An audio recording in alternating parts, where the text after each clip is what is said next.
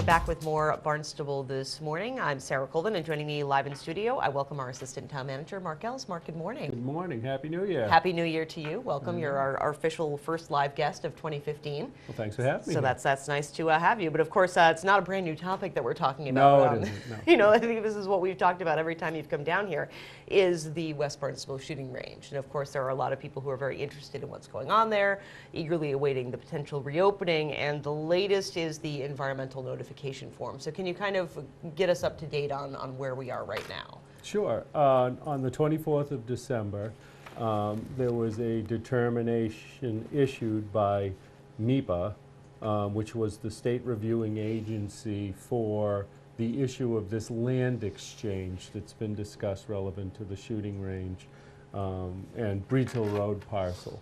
And I can go back into the history of it if you think it's worthwhile for our viewers. But basically, the state determined that no further action was required under the MEPA review process relevant to that land exchange. So what does that mean? That means that now it can move forward back to town council, knowing that MEPA and the state review process is complete relevant to the parcel exchange. Then the town council in January can begin looking at the issue of whether to take its next vote, which would send the removal of that portion of the West Barnstable Conservation Area that we've identified as the shooting range at 16.3 acres. They would send that up to Boston so that the Senate and the House would vote on it, and they would need a 2/3 vote to remove that from conservation land and put it into general municipal use. And the brief history is that for us to continue with that as a municipal shooting range, it can't be conservation property. So it would need to move into general municipal use. Right, because as I understand, the act of firing a gun doesn't kind of qualify as passive recreation, which is what conservation land is supposed to be used for. That's what was identified as one of the issues relevant to the range, yes.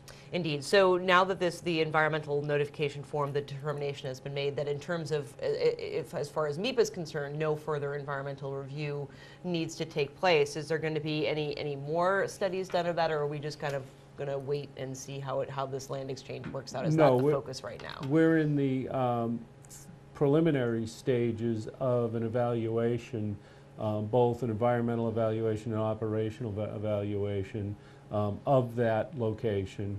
From an environmental standpoint, we're looking at the lead on the site and whether we can go forward with more of a maintenance reclamation sort of a program. By reclamation, I mean reclaiming the lead. There's actually a value to the lead, so we would recycle it, basically.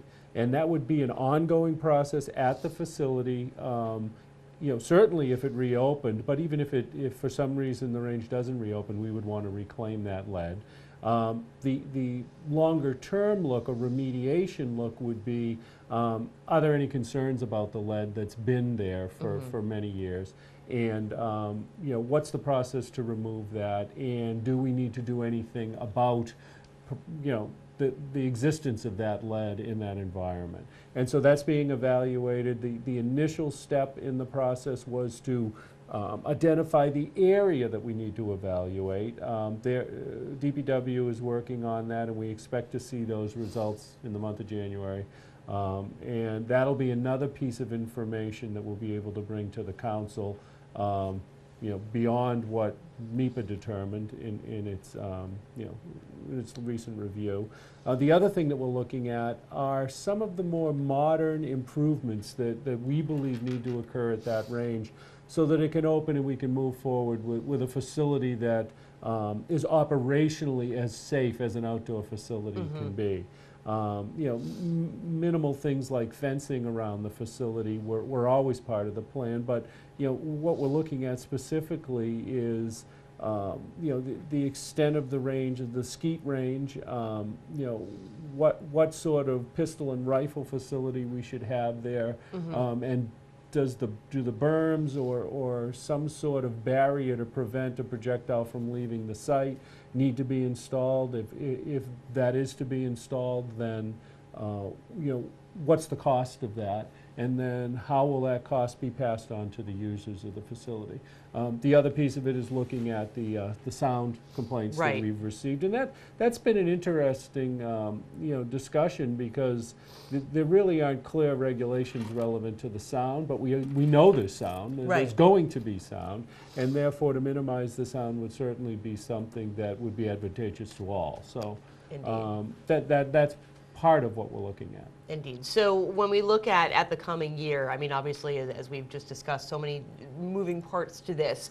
Do we anticipate a decision or a vote on reopening the range at some point in 2015? I guess I'll be back in February to tell you how our January meetings have gone, and we'll see how this is progressing. I think that we want to make a decision on how we're moving forward with this facility to keep our public informed. And at this point, there are many issues, and you couldn't have anticipated some of them in many cases, and we'll manage them as they come, and we'll try to give you an answer as quick as we can on that. Great. Well, Mark, thank you so much, as always, for coming down and joining us for our first live interview of 2015, and I know you will keep us updated on the shooting range issue. Thanks for having me. Thank you so much. Mark Ells is our Assistant Town Manager. Superintendent of Schools, Dr. Mary Schakowsky, is next, but first, going to send you out to look at a beautiful view it looks like out there in Cotulla. We'll be back with more Barnstable This